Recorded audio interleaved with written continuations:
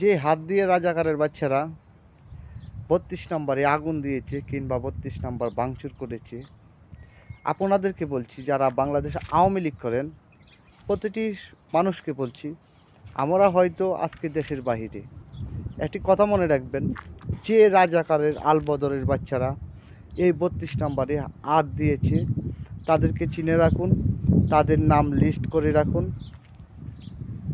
তাদের জবাব আমরা দিব ইনশাল্লাহ। এবং প্রতিটি ঘটনার প্রতিটি হিসাব তাদের দিতে হবে। আমরা অতি শীঘ্রই মাঠে আসব এবং আমরা শুধু একা নয়, সারা বিশ্ব আমাদের সাথে থাকবে এবং আমাদের পক্ষ নিয়ে এদের হয়ে লড়াই করবে ইনশাল্লাহ।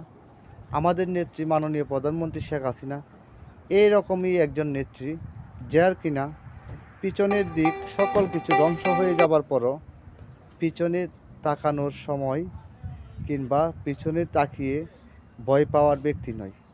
আমরা গর্ববোধ করতেই পারি, কারণ আমরা এরকমই একজন নেত্রীর সাধারণ কর্মী, আমরা এরকমই একজন লিডার অব দ্য লিডারের নেতাকর্মী, যে কিনা বক্তব্য দেওয়ার সময় সমস্ত বাংলাদেশ জুড়ে আল কায়দা, রাজাকার আলবদর এবং জাম্মার শিবির এবং বিএনপির নেতাকর্মীরা বঙ্গবন্ধুর বাড়িতে হাত দিয়েছে, কিন্তু ওনার বক্তব্য উনি চালিয়ে গেছে। তাহলে আপনারা বুঝতেই পারছেন উনি কতটুক লিডার কিংবা কতটুক নেতৃত্ব দেওয়ার যোগ্যতা তার আছে।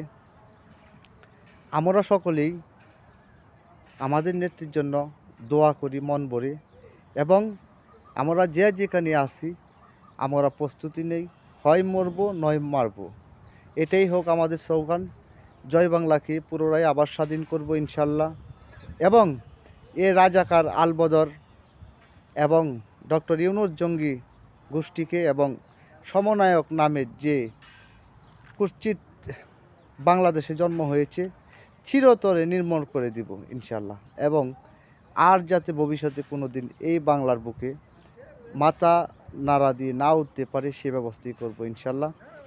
আর বিশেষ করে আপনাদের কাছে দয়া করে অনুরোধ থাকবে, প্রতিটি প্রতিবাদমূলক ভিডিও আপনারা তৈরি করবেন কিংবা শেয়ার করবেন, তাহলে আমাদের বাংলাদেশ আওয়ামী লীগের নেতাকর্মীদের প্রত্যেকের মনোবল আরও অনেকটাই মজবুত হবে এবং বেড়ে যাবে। জয় বাংলা, জয় বঙ্গবন্ধু, জয় হোক শেখ হাসিনা।